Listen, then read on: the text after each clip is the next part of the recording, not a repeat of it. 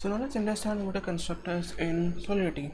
The first thing first, constructors are also present in other languages like Java and C, and these are essentially your optional functions which are executed only once, right? So let's say if I just take an example, let's make a constructor of, let's say, u int of let's say made a public so that we can view it.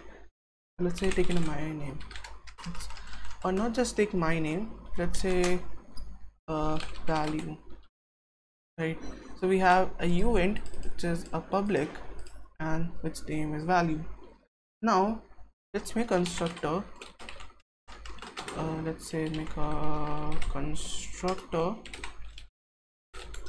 This constructor is essentially see like a function, right? But these are essentially an optional functions.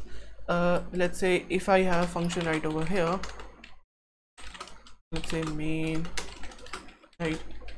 So this syntax looks a bit like same, right? So these are tend to be an optional functions, and let's say if I it can take arguments. Let's say if I pass in arguments, let's say mine as uint of let's say value, right? So now let's say we have a uint, so I pass an argument of underscore value, and let's say make this value equals to underscore value. Cool. Now let's run the script. Okay, so it's facing an error. Save this up, compile. It's compiled again. Let's say just deploy this up. Now while deploying, there's a section that says this is a value, right? So now say every time when you have a constructor, you need to first specify. Let's say we have this constructor right over here that's like an argument of value. So we provide a value of uint, let's say 90. Click on transact. The transaction went through. It shows as value. Now this value is equals to this constructor. Now this is 10 to be equals to this value. Now this is also equals to your 90. Cool. So that's how a constructors kind of used to works. And yeah, it can take multiple arguments. Let's say we have a uint of this. Let's say we can also pass a string of let's say we have a string of name. It can take a string of, let's say, bool your a, something like that, right? So you can pass multiple arguments in this constructor, and yeah, that essentially everything. And also I also want to share a quick example with you of another constructor. Let's say I just take that constructor right over here. So let's say let's just comment this constructor right over here. We'll just make another constructor of, let's say, address of owner, right? And let's say make a constructor of constructor, and this constructor should take this doesn't take any argument.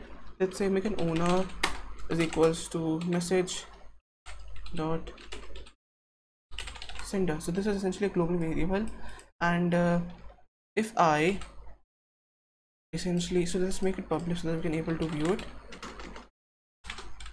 and just save this up, close this up, this transact, and you will see the owner, it's essentially the owner who deploy the contract, which is we in our case.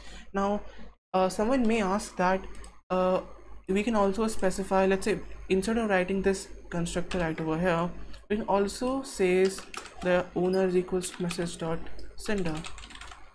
Is that we can add in the function? Is that we can add right over here message dot sender? I says no, we can't add that, because these global if you may have heard of this global variables, these only be these functions or these global variables can only be accessible inside a function, right? So instead of making a function back and back again, we can make a constructor. Let's we can make a constructor, and then we can add a owner that says message.sender, right? So we can do that as well. or even if in case if you can do, let's say even I can provide my own address. Let's say we have this address right over here, right? So let's say just copy this address, and let's say we can add this address right over here.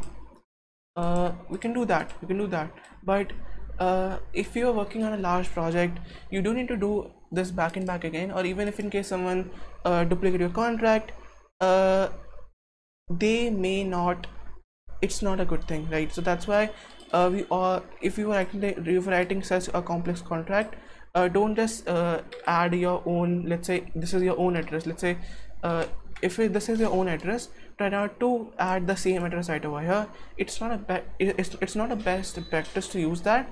You can do that, you can do that if you want, but this isn't a good practice if you are working on a good project or in a big project, right?